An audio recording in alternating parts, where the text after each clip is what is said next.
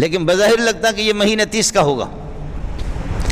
لگتا یہ کہ یہ مہینہ 30 کا ہوگا، پچھلا مہینہ 29 کا ہوا ہے تو یہ انشاءاللہ 30 کا ہوگا، لیکن اگر پھر بھی ہمارے رؤیت ہلال کمیٹی نے اگر 29 کو نکالا تو یہ اس کی بڑی کرامت ہوگی، یہ اس کی بڑی کرامت ہوگی۔ یہ ابتدائی رمضان کا جو چاند ہے وہ نظر نہیں آتا، ابتدائی رمضان کا چاند کے رمضان شروع ہونے کے لیے چاند کو مغرب سے بھی دیکھتے ہیں،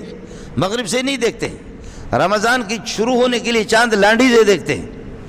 لانڈی اور حیدرآباد کی طرف دیکھتے ہیں، نواب شاہ کی طرف دیکھتے ہیں، لاہور سے، ادھر سے چاند کہاں آئے گا؟ لیکن ابھی یہ جو عید والے چاند ہے اس چاند کو باقاعدہ مغرب سے دیکھتے ہیں، اس کو کہیں نہ کہیں سے نکالیں گے۔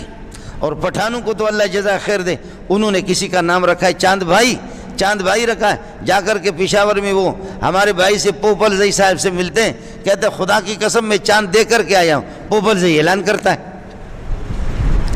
پوپل زئی اعلان کرتا ہے کہ جی کل عید ہوگی، بھائی یہ 3-4 بندے قسم اٹھا رہے کہتے کہ ہم چاند دے کر کے آئے، حالانکہ وہ مولوی کو بیوقوف بنانے کے لیے وہ کہتے ہیں کہ چاند جو ازما یو مرگرے دے پٹھان دے اگر نم چاند دے، اس کا نام ہی چاند ہے، ہم نے اس سے ہماری ملاقات ہوگی۔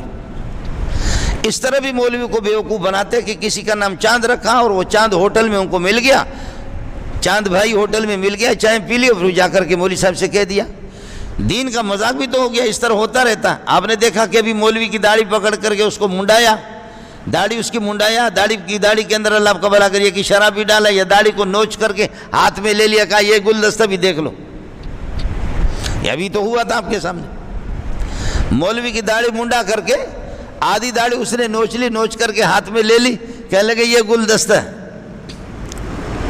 یہ گلدستہ بھی امت کو انہوں نے دکھا دیا ہاتھوں میں۔ تو دین کے ساتھ مذاق تو مذاق ہے ہی یہی۔